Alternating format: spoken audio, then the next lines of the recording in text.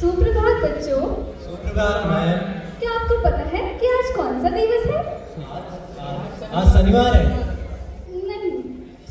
8 मार्च आज 8 मार्च। हाँ, आज 8 मार्च है। आज के दिन हम अंतर्राष्ट्रीय महिला दिवस को मनाते हैं।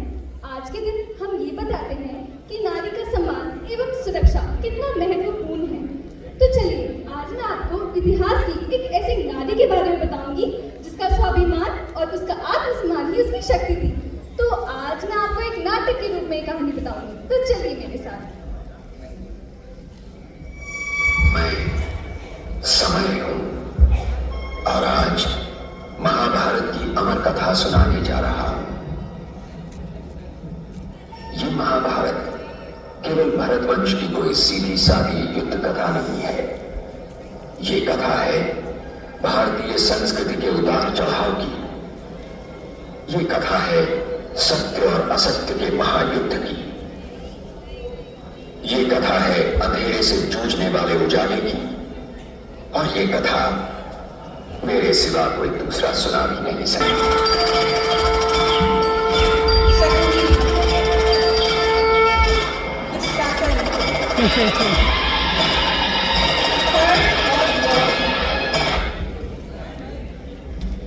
चलिए हम चलते हैं महाराज धृतराष्ट्र की उस सभा में जहां पांडवों और कौरवों के मध्य युद्ध क्रिया का खेल चल रहा है, जिसमें महाराज युधिष्ठिर अपना संपूर्ण राजपाट, राजकोष और भ्राताओं समेत स्वयं को हार चुके हैं।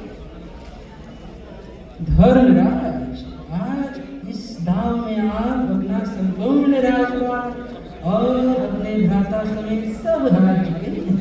अब आप दाव पर क्या लगाओगे धर्मराज? मामा श्री, अब तो मैं अपना संपूर्ण राजपाट, राजकोष और अपने भ्राताओं समेत सब कुछ हार चुका हूँ। अब मेरे पास दांव पर लगाने के लिए क्या ही शेष बचा है?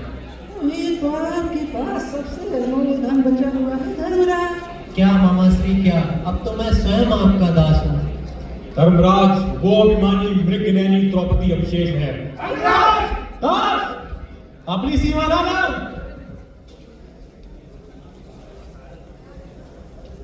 धर्मराज, यदि आप ये आखिरी दाव खेलते हो तो आप अपना संपूर्ण राजपाट और अपने भ्राता समेत सब वापस पाओ।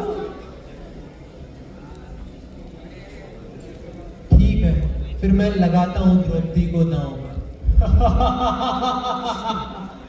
मामा श्री, उठाइए पासे, मुझे वो अभिमानी द्रौपदी अवश्य चाहिए। हाँ भांजे, क्या मानते हो भांजे? 8 मामा श्री, 8।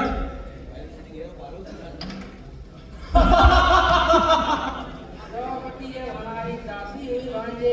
जी मामा श्री। दुशासन, जाओ और सब अभिमानी स्त्री को यहाँ लेकर आओ। यदि वो मेरे आदेश का पालन ना करे तो उसके केस पकड़कर इस सभा में घसीटते हुए लेकर आना।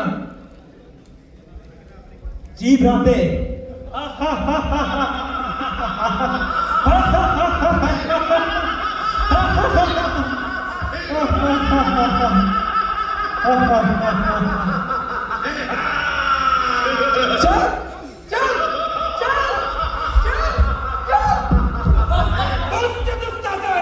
यदि मेरे हाथ धर्म से बंधे ना होते तो यही तेरी इसी सभा में तेरे बुझाए हुए कर देता। अपनी जीवा को लगाओ।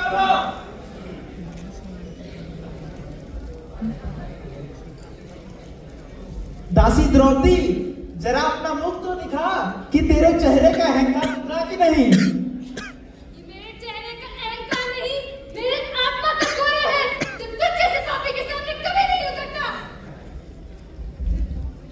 महाराज, हस्तिनापुर की राजसभा में ये किस प्रकार का व्यवहार हो रहा है?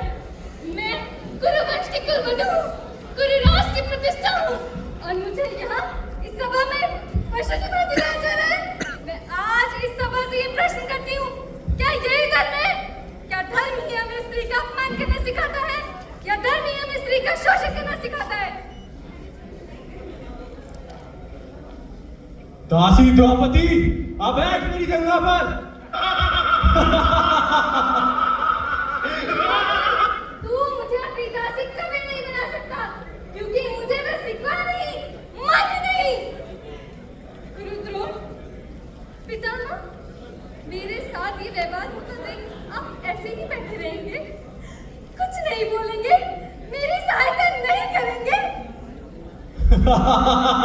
प्रलाप ना करो दासी। दुशासन, जिस प्रकार इसने इंद्रप्रस्थ में हमें निशस्त्र किया था, उसी प्रकार इस सभा में इसे निशस्त्र कर दो। अपनी मर्यादा मिला, तेरे इस अपमान का प्रतिशोध तुझसे मैं अवश्य लूंगा। अपनी सीमा ना भूल। कोई बात नहीं मित्र, नए नए दास बने हैं, शीघ्र ही सीख जाएंगे। जो स्त्री 5 पुरुषों के साथ संबंध रखती हो, वो स्त्री नहीं वैश्या होती है। और एक वैश्य का क्या मान और क्या अपमान, यदि ये सभा में निर्वस्त्र भी रह जाती तो भी वह अनुचित ना होता। और एक स्त्री की बात का सम्मान कर, अन्यथा मैं तेरे साथ बदला लूंगा और युद्ध में तुझे हराऊंगा। दुशासन, उतार दे इस अभिमानी स्त्री के वस्त्र।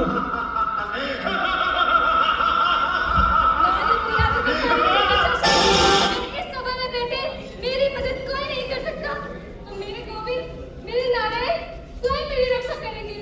हे गोविंद, हे नारायण, मेरी लाज की रक्षा करें।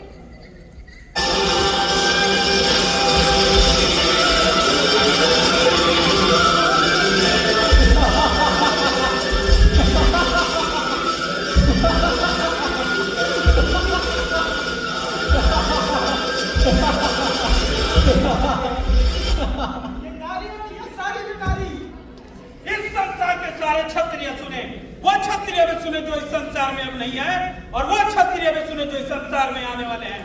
मैं जो कहने जा रहा हूँ वो न मेरे से पहले किसी ने ऐसा कहा है और ना ही मेरे पश्चात कोई कहेगा। मैं पांडु पुत्र भीम ये प्रतिज्ञा करता हूँ कि जब तक रणभूमि में इस दुशासन की छाती चीर के इसका लहू नहीं पी लेता, तब तक मैं अपने पूर्वजों को मुंह नहीं दिखलाऊंगा। मूर्ख दुर्योधन, मैं यज्ञ से जन्मी याज्ञ सेनी हूँ और अग्नि को कभी बांधा नहीं जाता। मैं मनुष्य नहीं, मृग हूँ, केवल मृग। आज इस सभा में बैठे सभी दुष्ट मनुष्यों की मृत्यु हूँ मैं। आज इस सभा में समग्र विश्व की स्त्रियों के आंसू बहाए हैं मैंने। इतना याद रहे धर्म ज्ञानियों कि दुर्योधन को उसकी पापों का दंड अवश्य मिलेगा, किंतु उससे पूर्व इस सभा में बैठे सभी को उनके मौन का दंड मिलेगा। ये श्राप है यज्ञ सैनिक द्रौपदी का। मैं धर्मराज युधिष्ठिर आज ये प्रतिज्ञा करता हूँ कि जिस प्रकार ये सभा अंधकार में डूबी रही, उसी प्रकार इस कौरव वंश को मैं अंधकार में डुबो दूंगा। यह आरंभ है अंत का महाराज धृतराष्ट्र। इस सभा में जिसने हमारे साथ किया गया प्रपंच देखा और द्रौपदी के साथ किया गया अपमान देखा, उन सब का अंत निश्चित है। रक्त की नदियां बहेंगी, कटे हुए सरों का अंबार लगेगा, महासंग्राम होगा, महाभारत होगा, महाभारत होगा। यदा यदा हि धर्मस्य ग्लानिर्भवति भारत अभ्युत्थानमधर्मस्य तदात्मानं सजाम्यहम् परित्राणां साधूनां विनाशाय च दुष्कृतां धर्म संस्थापनार्थाय संभवामि युगे युगे।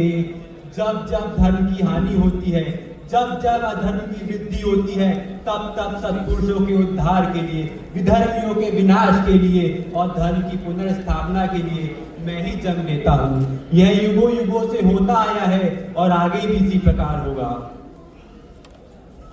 ये दृश्य न केवल मार्मिक है बल्कि विचारोत्तेजित प्रसंग है। यह केवल ऐतिहासिक घटना नहीं है बल्कि नारी सम्मान, अधर्म के विरुद्ध संघर्ष और ईश्वरीय न्याय का प्रतीक है। चलिए आपको मिलवाते हैं आधुनिक युग की नारी से।